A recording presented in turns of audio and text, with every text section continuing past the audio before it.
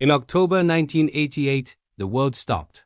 For 2 weeks, millions of people were glued to their screens, watching a drama unfold not in a war zone, but in the desolate, freezing waters of Point Barrow, Alaska. The main characters weren't politicians or soldiers. They were 3 California gray whales. And they were trapped. The Arctic winter had arrived early, and a massive wall of pack ice had formed, blocking their path to the open sea. The whales were imprisoned in a shrinking pocket of water, forced to take turns surfacing for air through a single tiny hole. They were battered, bloody, and exhausted. The nearest open water was 5 miles away. To reach it, they would need a miracle. What happened next was one of the most extraordinary rescue missions in history.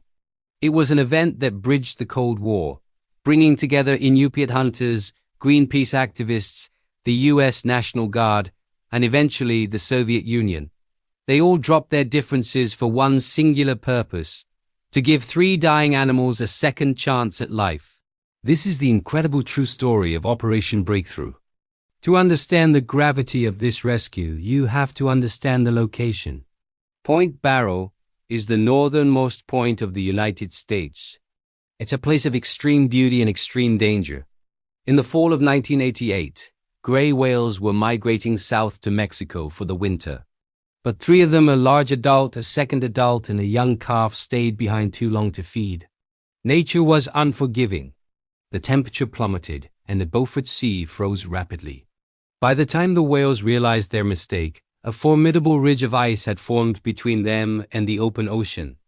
On October 7th, a local Inupiat hunter named Roy Ahmaogak discovered them. He saw the 3 majestic creatures bobbing in a small, slushy hole near the shore. They were frantic. Gray whales are strong, but they are not icebreakers. They breathe air. To survive, they have to surface. But the ice was thickening by the hour. As the hole shrank, the whales were forced to push their heads through the sharp, jagged ice to breathe.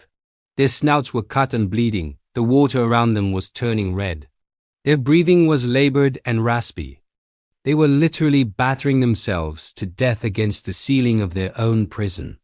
Roy knew that without help, they would be dead within days. He used his chainsaw to cut the edges of the hole, giving them a little more room. It was a small act of kindness, but it started a chain reaction that would change the world. News of the trapped whales spread. First to local radio, then to Anchorage, and finally to the major American networks. Within a week, NBC, CBS, and ABC were broadcasting live from the ice. The whales were given names. The baby was named Bone because his snout was stripped to the bone from the ice. The 2 adults were named Crossbeak and Bonnet. These 3 creatures captured the hearts of the American public. In living rooms across the country, families watched the nightly news, hoping for an update. The image of the whales lifting their scarred heads out of the water, looking almost like they were pleading for help, was impossible to ignore. But the logistics of the rescue were a nightmare.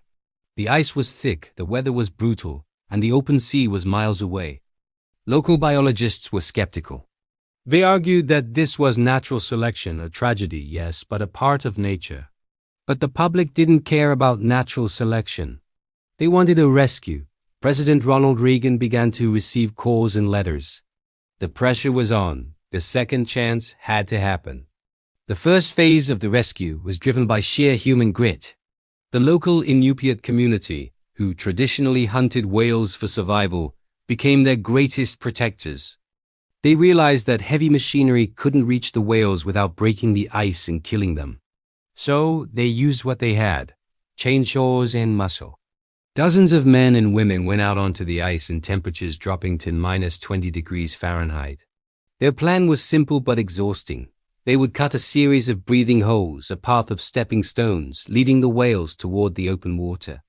They cut hole after hole, spaced about 120 feet apart. They used generators to power water pumps to keep the holes from freezing over. It worked, but it was agonizingly slow. The whales, intelligent and desperate, figured out the game. They swam from one cut hole to the next. But the open ocean was still miles away. The human rescuers were exhausted, fighting frostbite and fatigue, and then the situation got worse. The whales were getting weaker. The smallest whale, Bone, suffering from pneumonia and exhaustion, disappeared under the ice on October 21st. He never resurfaced. The loss of the baby devastated the rescue team and the millions watching on TV. Now, only Bonnet and Crossbeak remained. And the ice was getting thicker. The US government escalated their efforts. The National Guard was called in. They brought in a massive Skycrane helicopter. The plan was to tow a 185-ton hovercraft barge across the ice to break a path. It was a bold American solution, bigger technology, but the Arctic laughed at it. The barge bogged down. The ice was too rough. The helicopter struggled. The machinery began to break in the extreme cold. Despite millions of dollars being spent, the whales were still trapped, and their path to freedom was blocked by a massive pressure ridge of ice, a wall that was 30 feet deep. No chainsaw could cut through that. The rescuers hit a wall. They had kept the whales alive for weeks, but they couldn't get them out. They needed an icebreaker. But there was a problem. The only American icebreaker nearby, the Polar Star, was thousands of miles away in dry dock. There were no US ships capable of smashing through that pressure ridge. The only ships powerful enough to save the whales belonged to the enemy. Ideally, this story happens at the tail end of the Cold War. Tensions between the United States and the Soviet Union were thawing, but they were still adversaries. However, just a few hundred miles away, two massive Soviet icebreakers, the Admiral Makarov and the Vladimir Arseniev, were operating in the Arctic. In a moment that defined the changing world, the US State Department made a call to Moscow. They asked for help. The Soviet government didn't hesitate. They said yes, yes, yes, yes. On October 26, the massive red hull of the Admiral Makarov appeared on the horizon. The sight was surreal. A Soviet flagship, flying the hammer and sickle, charging toward the coast of Alaska not to invade, but to save two whales. The American rescuers cheered. The Inupiat hunters waved. The Soviet captains were master navigators. The Admiral Makarov smashed into the pressure ridge. It ran the ice wall again and again. The smallest ship, the Vladimir Arseniev, cleared the debris. They cut a channel 400 yards long and 100 feet wide. They literally tore down the wall that imprisoned the whales. The path was open, but the whales were terrified. The noise of the massive ship's propellers was deafening underwater. At first, Bonnet and Crossbeak refused to move. They stayed in their small, safe holes. The rescuers had to coax them. They used pumps to create currents. They banged on pipes. Finally, instinctively, the whales began to move.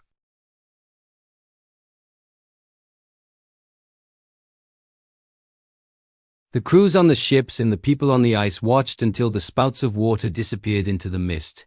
There was no fanfare, no fireworks, just the quiet satisfaction of seeing life prevail against the odds. The operation cost nearly $6 million. It involved two superpowers, hundreds of volunteers, and the attention of the entire planet. Critics called it a waste of money. They asked, why spend so much on two whales when humans are suffering? But those who were there knew the answer. It wasn't just about the whales. Operation Breakthrough proved that compassion is a universal language. For a few short weeks, the political boundaries of the world dissolved. An Inupiat hunter with a chainsaw worked alongside a Soviet captain with an icebreaker. Bonnet and Crossbeak were given a second chance. They swam free because humanity decided for once to intervene, not to take, but to give. While we do not know exactly what happened to them after they reached the open sea, tags placed on them fell off shortly after, we know they were given the opportunity to live. It's the refusal to give up on a living thing, even when the ice is closing in. What do you think about the effort to save these whales? Was it worth the cost? Thank you for watching the Second Chance Sanctuary. If you believe every life deserves a fighting chance, hit that like button and subscribe. We have more incredible stories coming soon.